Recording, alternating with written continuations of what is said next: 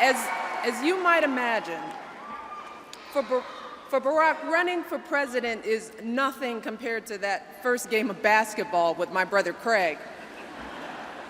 I can't tell you how much it means to have Craig and my mom here tonight. Like Craig, I can feel my dad looking down on us, just as I've felt his presence at the moment of my life. And at 6'6", I've often felt like Craig was looking down on me too, literally. But the truth is, both when we were kids and today, Craig wasn't looking down on me. He was watching over me. And he has been there for me every step of the way since that clear day in February 19 months ago, when with little more than our faith in each other and a hunger for change, we joined my husband, Barack Obama, on the improbable journey that has led us to this moment. But each of us comes here also by way of our own improbable journey. I come here tonight as a sister, blessed with a brother who is my mentor, my protector, and my lifelong friend. And I come here as a wife who loves my husband and believes he will be an extraordinary president.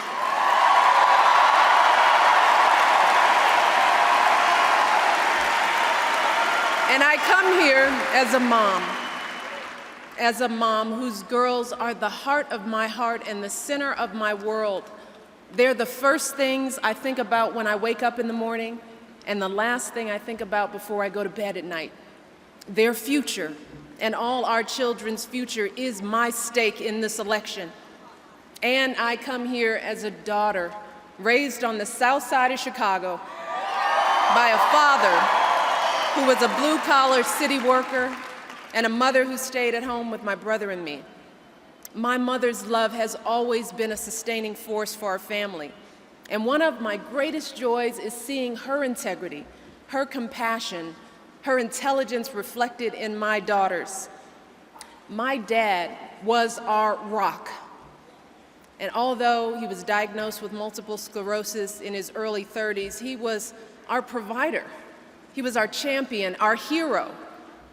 But as he got sicker, it got harder for him to walk. It took him longer to get dressed in the morning. But if he was in pain, he never let on. He never stopped smiling and laughing, even while struggling to button his shirt, even while using 2 canes to get himself across the room to give my mom a kiss. He just woke up a little earlier, and he worked a little harder. He and my mom poured everything they had into me and Craig. It was the greatest gift a child could receive, never doubting for a single minute that you're loved and cherished and have a place in this world. And thanks to their faith and their hard work, we both were able to go to college. So I know firsthand from their lives and mine that the American dream endures.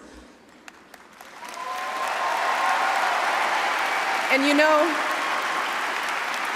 what struck me when I first met Barack was that even though he had this funny name, and even though he had grown up all the way across the continent in Hawaii, his family was so much like mine.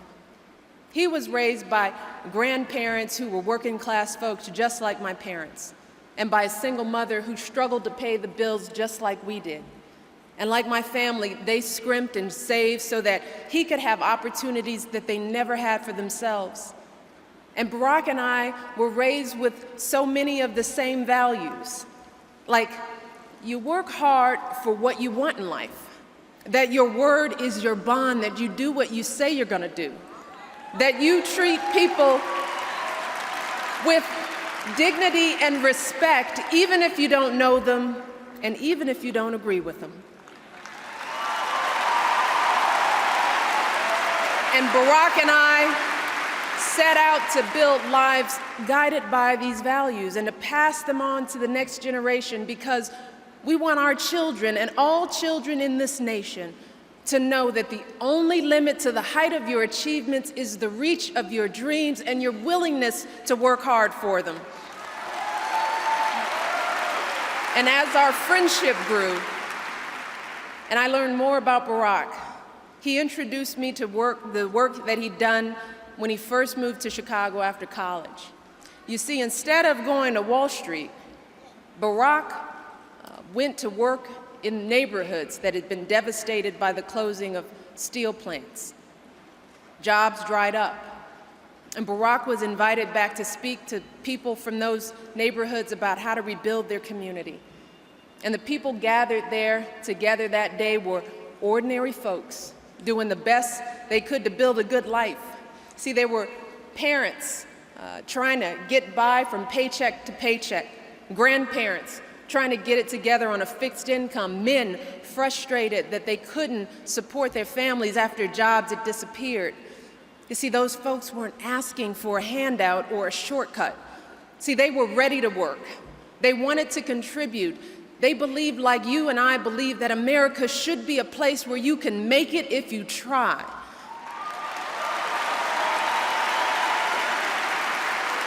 And Barack stood up that day and he spoke words that have stayed with me ever since. He talked about the world as it is and the world as it should be. And he said that all too often we accept the distance between the two and we settle for the world as it is, even when it doesn't reflect our values and aspirations. But he reminded us that we also know what the world should look like. He said, we know what fairness and justice and opportunity look like. And he urged us to believe in ourselves, to find the strength within ourselves to strive for the world as it should be. And isn't that the great American story?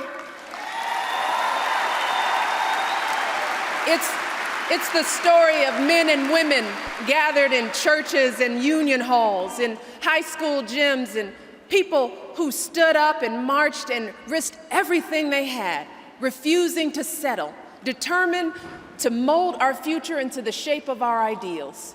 And it's because of their will and determination that this week we celebrate two anniversaries. The 88th anniversary of women winning the right to vote, and the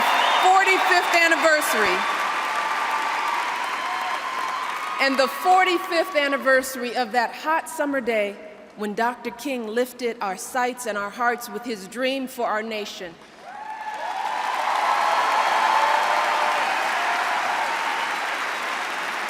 And I stand here today at the cross currents of that history, knowing that my piece of the American dream is a blessing hard won by those who came before me, all of them driven by the same conviction that drove my dad to get up an hour early each day to painstakingly dress himself for work, the same conviction that drives the men and women I've met all across this country, people who work the day shift, then kiss their kids goodnight and head out for the night shift without disappointment, without regret.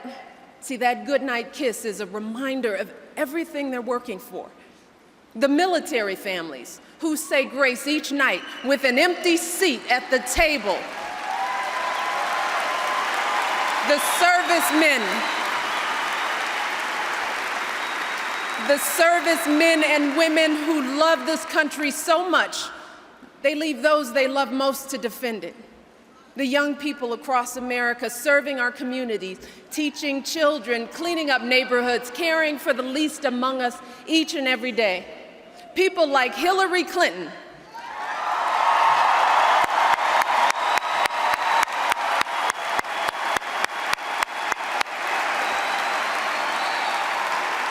who put those 18 million cracks in that glass ceiling so that our daughters and our sons can dream a little bigger and aim a little higher. People like Joe Biden, who has never forgotten where he came from and never stopped fighting for folks who work long hours and face long odds and need someone on their side again.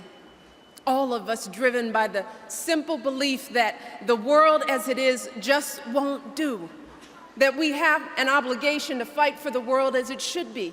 And that is the thread that connects our hearts. That is the thread that runs through my journey and Barack's journey and so many other improbable journeys that have brought us here tonight, where the current of history meets this new tide of hope. And you see, that is why I love this country.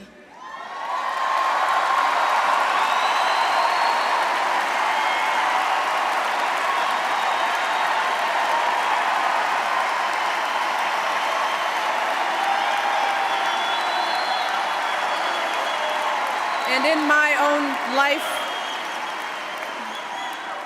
in my own small way, I've tried to give back to this country that has given me so much. See, that's why I left a job at a big law firm for a career in public service, working to empower young people to volunteer in their communities, because I believe that each of us, no matter what our age or our background or our walk in life, each of us has something to contribute to the life of this nation. And it's a belief that Barack shares, a belief at the heart of his life's work. See, it's what he did all those years ago in Chicago, setting up job training to get people back to work and after-school programs to keep kids safe, working block by block to help people lift up their families. It's what he did in the Illinois Senate, moving people from welfare to jobs, passing tax cuts for hardworking families, and making sure women get equal pay for equal work. It's what he's done in the United States Senate, fighting to ensure that the men and women who serve this country are welcomed home not just with medals and parades, but with good jobs and benefits and health care, including mental health care.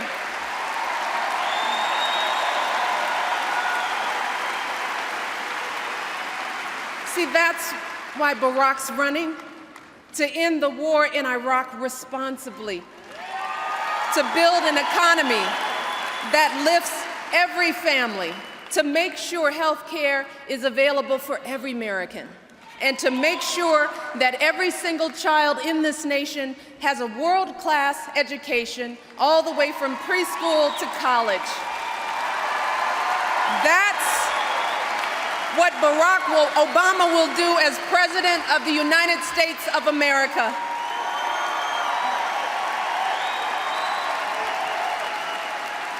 He'll achieve these goals the same way he always has, by bringing us together and reminding us how much we share and how alike we really are. You see, Barack doesn't care where you're from or what your background is or what party, if any, you belong to. See, that's just not how he sees the world. He knows that thread that connects us, our belief in America's promise, our commitment to our children's future. He knows that that thread is strong enough to hold us together as one nation, even when we disagree. It was strong enough to bring hope to those neighborhoods in Chicago. It was strong enough to bring hope to the mother he met who was worried about her child in Iraq. Hope to the man who's unemployed and can't afford gas to find a job. Hope to the student working nights to pay for his sister's health care, sleeping just a few hours a day. And it was strong enough to bring hope to people who came out on a cold Iowa night and became the first voices in this chorus for change that has been echoed by millions of Americans from every corner of this nation. Millions of Americans who know that Barack understands their dreams. Millions of Americans who know that Barack will fight for people like them, and that Barack will bring, finally, the change that we need.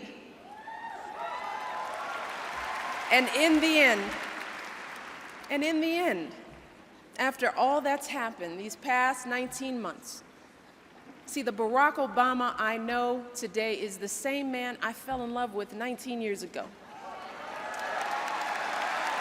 He's the same man who drove me and our new baby daughter home from the hospital 10 years ago this summer, inching along at a snail's pace, peering at us anxiously through the rearview mirror, feeling the whole weight of her future in his hands, determined to give her everything he'd struggled so hard for himself, determined to give her something he never had, the affirming embrace of a father's love.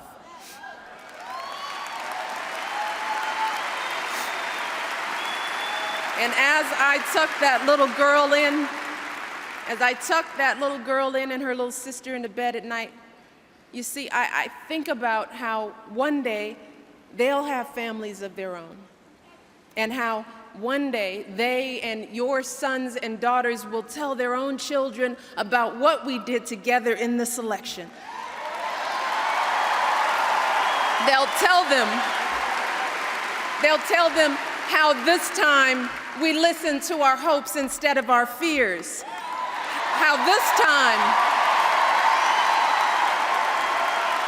this time we decided to stop doubting and to start dreaming.